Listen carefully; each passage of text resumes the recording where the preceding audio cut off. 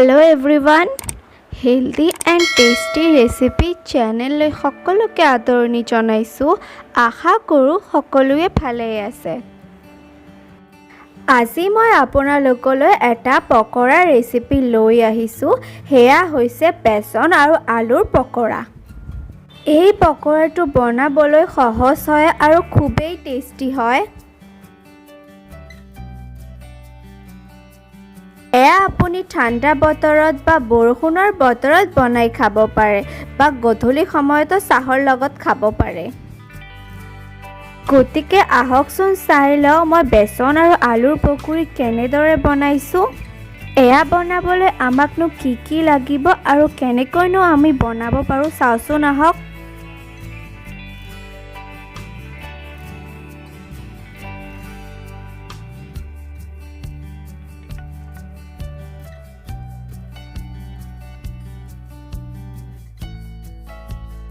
বেচন আলুৰ পকৰা বনাবলৈ দুটা আলু ভালদৰে ধুই চাফা কৰি বইল কৰি লৈছোঁ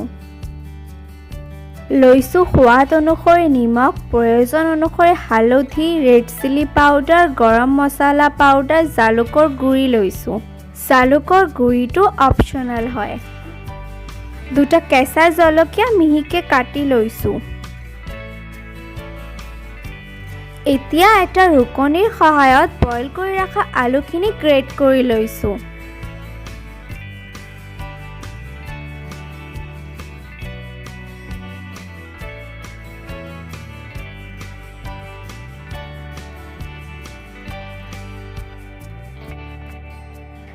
এটা মিক্সিং বউলত 1 কাপ বেচন লৈছোঁ।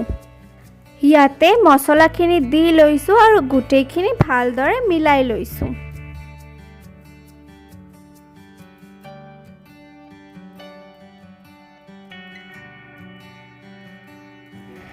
1 কাপ পানী দি লৈছোঁ আৰু পুনৰ গোটেইখিনি মিলাই লৈছোঁ।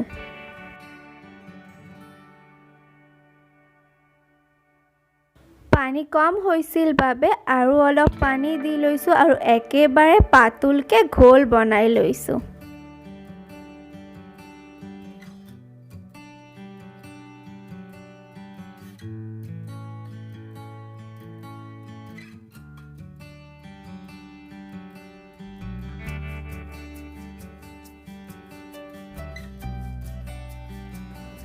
কেৰাহী গৰম কৰি মিঠাতেল দি লৈছোঁ। তেল গৰম হৈ অহা দি দিছোঁ আধা চামুচৰ সমান সৰিয়হ।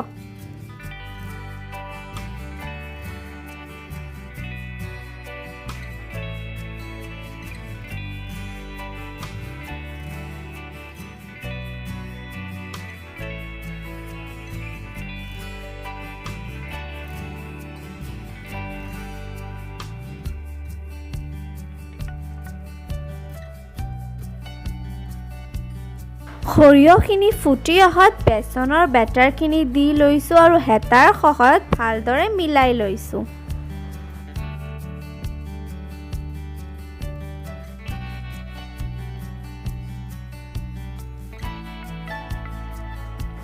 গেছটো মিডিয়াম ফ্লেমত ৰাখি একেৰাহে লৰাই থাকিব, নহ'লে তলৰ পৰা পুৰি যাব পাৰে।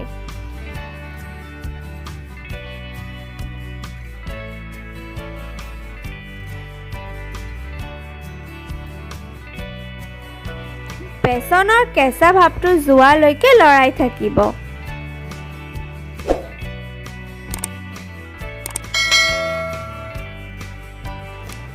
এইখিনি সময়তে গ্ৰেট কৰি ৰখা আলুখিনি দি লৈছোঁ আৰু গোটেইখিনি ভালদৰে মিলাই লৈছোঁ।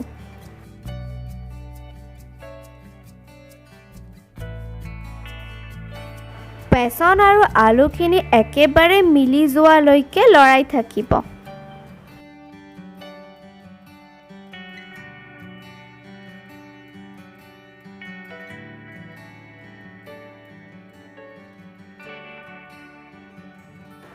এইখিনি হৈ গৈছে, এটা প্লেটত নমাই লৈছোঁ।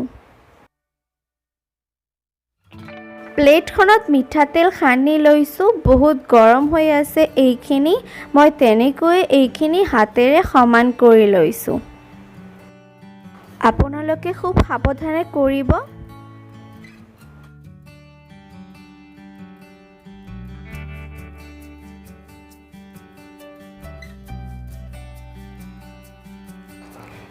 এইখিনি ধুনীয়াকৈ মিলাই ল'লোঁ।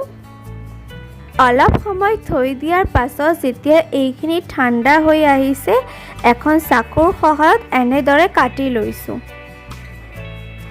আপুনি নিজৰ সুবিধা মতে এনেদৰে কাটি ল'ব।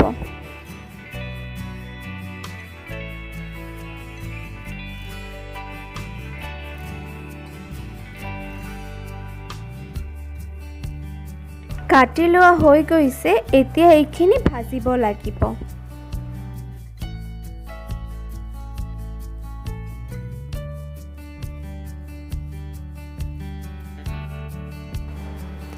কেৰাহী গৰম কৰি প্ৰয়োজন অনুসৰি মিঠাতেল দি লৈছোঁ আৰু তেল গৰম হৈ অহাত এইখিনি দি দিছোঁ।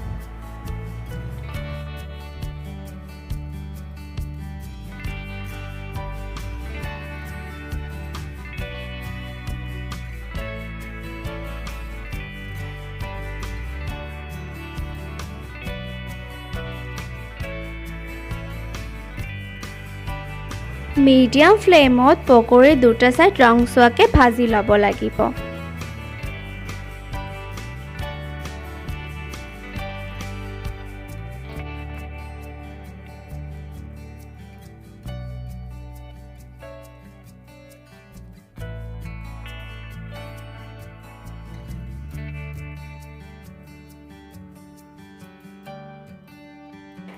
এইখিনি ভাজি লোৱা হৈ গৈছে, এটা প্লেটত উঠাই লৈছোঁ। এনেদৰে গোটেইখিনি পকৰি ভাজি লৈছোঁ।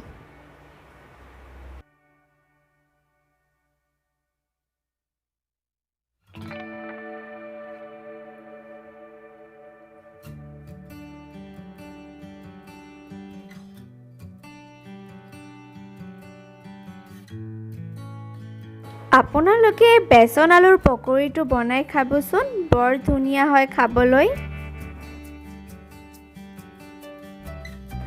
এই ৰেচিপিটো চাই যদি আপোনালোকৰ ভাল লাগিল তেনেহ'লে অনুগ্ৰহ কৰি লাইক কৰিব আৰু মোৰ চেনেলটো ছাবস্ক্ৰাইব কৰিব আৰু কাষতে থকা ঘণ্টা বাটনটো টিপি অল কৰি দিব, যাতে আহিবলগীয়া ভিডিঅ'সমূহৰ ন'টিফিকেশ্যন পাই থাকে। এই ৰেচিপিটো এবাৰ ট্ৰাই কৰি চাবচোন আৰু কেনে পালে মোক জনাব। আজিলৈ ইমানেই। পুনৰ লগ পাম আন এটি নতুন ৰেচিপিৰ সৈতে। ভিডিঅ'টো শেষলৈকে চোৱাৰ বাবে বহুত বহুত ধন্যবাদ।